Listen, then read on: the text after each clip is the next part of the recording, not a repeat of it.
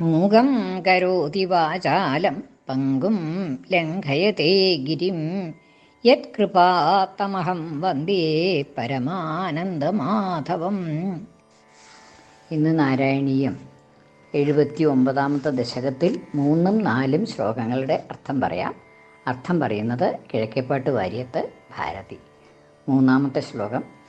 തദനുവന്ദിതുമിന്ദുമുഖീ ശിവം വിഹിതമംഗളഭൂഷണഭാസുരാ നിരഗമദ്ഭവദർപ്പിതജീവിതാ സ്വപുരതഃ പുരതഃ സുഭടാവൃതാ.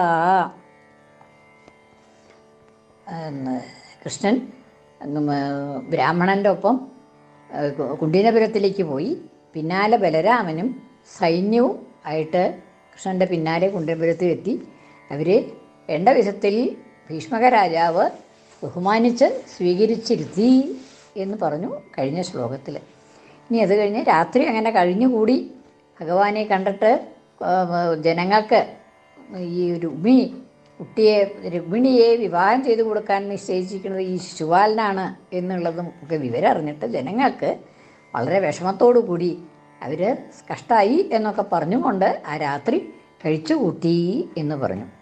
ഇനി അത് കഴിഞ്ഞിട്ട് പിറ്റേ ദിവസം വെളിച്ചായപ്പോൾ തദനു അനന്തരം നേരം വെളുത്തപ്പോൾ വന്ദിതും ഇന്ദുമുഖി ശിവം ഇന്ദുമുഖിയായിട്ടുള്ള ആ രുക്മിണി, ഇന്ദുവിനെ പോലെ, ഇന്ദു വെച്ചാൽ ചന്ദ്രൻ, ചന്ദ്രൻ്റെ മുഖം അതുപോലെയുള്ളതായിട്ടുള്ള മനോഹരമായിട്ടുള്ള ആ മുഖത്തോടു കൂടിയ രുക്മിണി, സുന്ദരിയായ ആ രുക്മിണി ശിവാം വന്ദിതും, പാർവതിയെ, ശിവ എന്ന് വെച്ചാൽ പാർവതി, പാർവതീദേവിയെ വന്ദിക്കാനായിട്ട്, കുലദൈവതമായിട്ടുള്ള പാർവതിയെ, ഭഗവതിയെ വന്ദിക്കാനായിട്ട് ശിവാം വന്ദിതും, ശിവയെ, കാർത്യായനി ഭഗവതിയെ വന്ദിക്കാനായിട്ട്, പാർവതീദേവിയെ വന്ദിക്കാനായിട്ട് വിഹിത മംഗളഭൂഷണ ഭാസുര, വിഹിതമായ മംഗളഭൂഷണങ്ങളെ കൊണ്ട് ഭാസുരയായി, പ്രശോഭിക്കുന്നവളായി, ഭാസുര എന്ന് വെച്ചാൽ തിളങ്ങുന്നവളായി.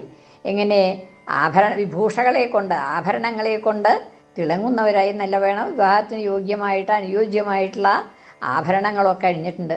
വിഹിത മംഗളഭൂഷണം, മംഗളങ്ങളായിട്ടുള്ള വിവാഹത്തിന് അനുയോജ്യങ്ങളായിട്ടുള്ള മംഗളകരങ്ങളായിട്ടുള്ള ആഭരണങ്ങളൊക്കെ അണിഞ്ഞുകൊണ്ട് വിഹിതമായിട്ടുള്ള മംഗളഭൂഷണങ്ങളോട് കൂടിയവളായിട്ട്, അവയോടുകൂടി ശോഭിക്കുന്നവളായി, പ്രകാശിക്കുന്നവളായി, ഭാസുരയായിട്ട് പ്രകാശിക്കുന്നവളായി, ശോഭിക്കുന്നവളായി. നിരഗമത്, പുറത്തേക്ക് വന്നു. പുരത്തിൽ നിന്ന്, കന്യാപുരത്തിൽ നിന്ന്, കന്യകയുടെ വാസസ്ഥാനമായിട്ടുള്ള ആ പുരത്തിൽ നിന്ന്, കന്യാപുരത്തിൽ നിന്ന് നിരഗമത്, പുറത്തേക്ക് വന്നു. നിരഗമത് ഭവദർപ്പിത ജീവിത, ആ സമയത്തും ഭഗവാനിൽ അർപ്പിക്കപ്പെട്ട ജീവിതത്തോടുകൂടി തൻ്റെ ജീവിതത്തെ മുഴുവൻ ഭഗവാനിൽ തന്നെ അർപ്പിച്ചുകൊണ്ട്, ഭഗവാന് കൃഷ്ണനിൽ തന്നെ വരനായിട്ട് ലഭിക്കണം, കൃഷ്ണനാണ് എൻ്റെ ജീവിത സഖാവ് എന്ന് തീരുമാനിച്ചുകൊണ്ട് ഭവദർപ്പിത ജീവിത, തൻ്റെ ജീവിതം മുഴുവൻ ഭഗവാനിൽ തന്നെ, അതായത് ഭഗവാനിൽ തന്നെ അർപ്പിച്ചുകൊണ്ട് ഭവദർപ്പിത ജീവിത നിരഗമത്, അങ്ങനെ ഈ പുരത്തിൽ നിന്ന് പുറത്തേക്ക് വന്നു എന്നാണ്. നിരഗമത് ഭവദർപ്പിത ജീവിത സ്വപുരതഃ, ഇവിടെ നിന്നാണ് പുറത്തേക്ക് വന്നത്? സ്വപുരതഃ, തൻ്റെ പുരത്തിൽ നിന്ന്, അതായത് അവിടെ പുരം എന്നുള്ളത് നഗരം എന്നുള്ള അർത്ഥമില്ല, ആ കന്യകയ്ക്ക് വസിക്കാനുള്ളതായിട്ടുള്ള വാസസ്ഥാനം, ആ വാസസ്ഥാനത്തിൽ നിന്ന് സ്വപുരതഃ, തൻ്റെ പുരത്തിൽ നിന്ന് പുറത്തേക്ക് വന്നു. എങ്ങനെയാണ് പുറത്തേക്ക് വന്നത്?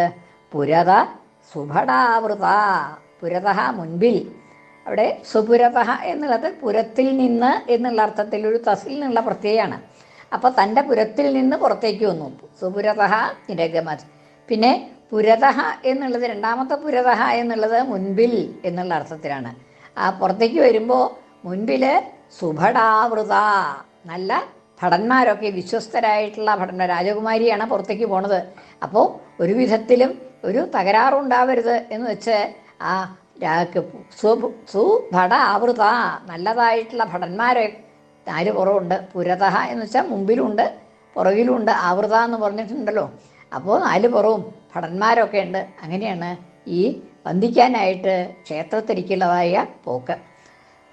തദനു അനന്തരം വന്ദിതും ഇന്ദുമുഖി ശിവാം. ഇന്ദുമുഖി സുന്ദരിയായ ആ രുക്മിണി ശിവാം വന്ദിതും, ശിവയെ പാർവതീ ഭഗവതിയെ വന്ദിക്കാനായിട്ട് വിഹിത മംഗളഭൂഷണ ഭാസുര, ധരിച്ചതായ മംഗളഭൂഷണങ്ങൾ, മംഗളാത്മകമായിട്ടുള്ള അലങ്കാരങ്ങൾ, ആഭരണങ്ങളോടുകൂടി ശോഭിക്കുന്നവളായി വിഹിത മംഗളഭൂഷണ ഭാസുര നിരഗമത്, പുറത്തേക്ക് വന്നു.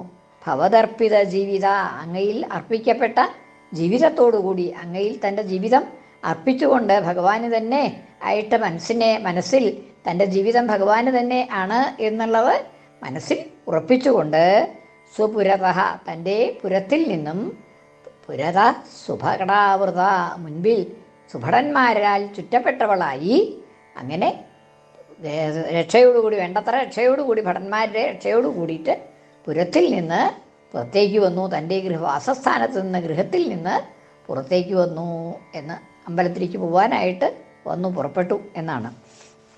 അപ്പം അവിടെ ആ നഗരത്തിൽ നിന്നുള്ളതായിട്ടുള്ള വിവാഹത്തിന് മുൻപ് ഭഗവതിയെ തൊഴാനായിട്ടാണ് വന്നത്. പക്ഷെ അവിടെ നഗരത്തിൽ നിന്ന് എന്നത്തേക്കുമായിട്ട് പുറത്തേക്ക് വരണ മാതിരിയാണ്. എന്താണെന്ന് വെച്ചാൽ അവിടുന്ന് വരണ വഴിക്കാണല്ലോ ഭഗവാൻ പിന്നെ കൊണ്ടുപോകണത്, രഥത്തിൽ കയറ്റി കൊണ്ടുപോകണത്.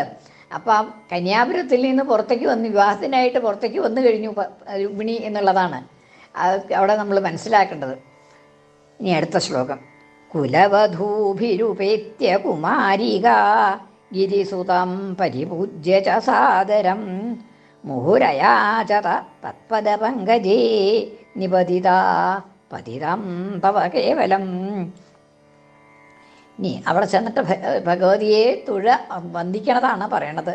കുലവധൂഭി ഉപേത്യ കുമാരിക, കുമാരിക ആ കുമാരി രുക്മിണീദേവി കുലവധൂഭി, കുലസ്ത്രീകളോടൊപ്പം, കുലവധൂക്കളോടുകൂടി, അതായത് മംഗല്യമുള്ളതായിട്ടുള്ള സ്ത്രീകൾ ആണ് വിവാഹത്തിനൊക്കെ ഒന്നിച്ചുണ്ടാവാനായിട്ട് മംഗല്യമുള്ളതായിട്ടുള്ള സ്ത്രീകളാണ്. അതായത് ഭർത്താക്കന്മാരോട് കൂടിയ സ്ത്രീകളാണ്, ഭർത്താക്കന്മാരുള്ള ജീവിച്ചിരിക്കുന്ന ഭർത്തൃമതികളായിട്ടുള്ള സ്ത്രീകൾ.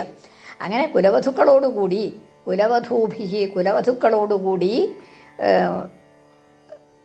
ഉപേത്യ എത്തിയിട്ട്, അമ്പലത്തിൽ എത്തിയിട്ട്, ക്ഷേത്രത്തിൽ എത്തിയിട്ട്, ഉപേത്യ കുമാരിക ഗിരിസുതാം പരിപൂജ്യ, ഗിരിസുതയെ പാർവതിയെ, പർവ്വതത്തിൻ്റെ പുത്രിയായ പാർവതിയെ പരിപൂജ്യ, പൂജിച്ചിട്ട്, എങ്ങനെ സാദരം, വളരെ ബഹുമാനത്തോടു കൂടിയിട്ട്, ഭക്തിയോടുകൂടി ആ ദേവിയെ പൂജിച്ചു, വേണ്ട വിധത്തിലൊക്കെ പൂജിച്ചു ദേവിയെ.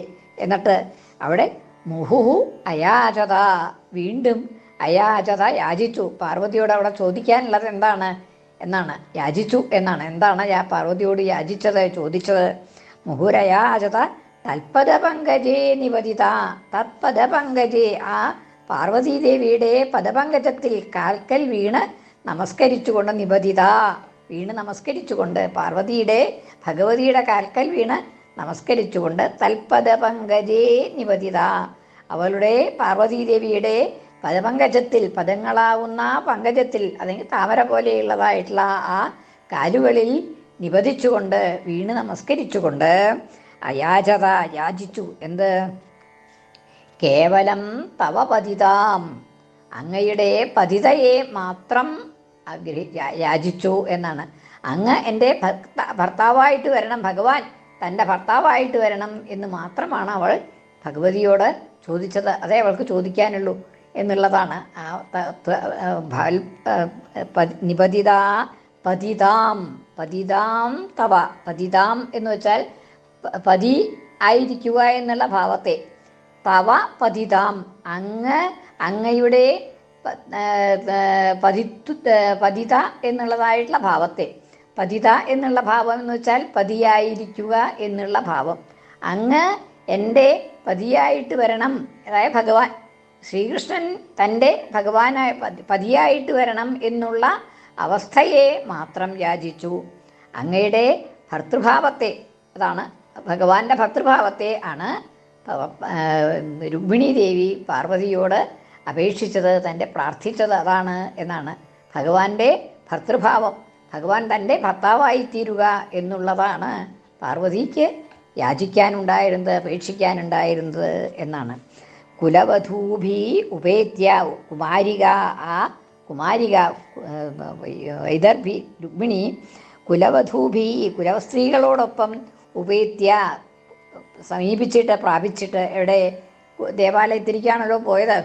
അപ്പോൾ ആ ദേവാലയത്തിലെത്തിയിട്ട് ഭഗവതിയുടെ ഗൃഹത്തിൽ, ദുർഗാഗൃഹത്തിലെത്തിയിട്ട്, ശിവാലയത്തിലെത്തിയിട്ട് ഉപേത്യ കുമാരിക ഗിരിസുതാം പരിപൂജ്യ ച സാദരം, സാദരം ഗിരിസുതാം പരിപൂജ്യ ച, ആദരവോടുകൂടി ഭക്തിയോടുകൂടി ആ പാർവതിയെ, ഗിരിസുതയെ, ഗിരിപുത്രിയായ പാർവതിയെ പരിപൂജ്യ പൂജിച്ചിട്ട് മുഹുരയാചത തൽപദപങ്കജേ നിപതിത, ആ ദേവിയുടെ പാർവതിയുടെ പാദത്തിങ്കൽ, പാദപങ്കജത്തിൽ, പങ്കജം പോലെയുള്ള പാദങ്ങളിൽ വീണുകൊണ്ട് നിപതിത വീണ് നമസ്കരിച്ചിട്ട് അയാചത യാചിച്ചു. എന്താണ് യാചിച്ചത്? കേവലം തവ പതിതാം, അങ്ങയുടെ ഭർതൃഭാവത്തെ മാത്രം, അങ്ങ് ഭർത്താവായിരിക്കുക എന്നുള്ള അവസ്ഥയെ മാത്രം യാചിച്ചു. കേവലം അതിനെ മാത്രമേ യോജിച്ചുള്ളൂ, വേറെ ഒന്നും ചോദിച്ചില്ല എന്നാണ്. ഭഗവാൻ ഭർത്താവായി കിട്ടിക്കഴിഞ്ഞാൽ പിന്നെ എല്ലതുണ്ടായി എന്നുള്ളതാണ്, പിന്നെ ഒന്നിനും വിഷമമില്ല.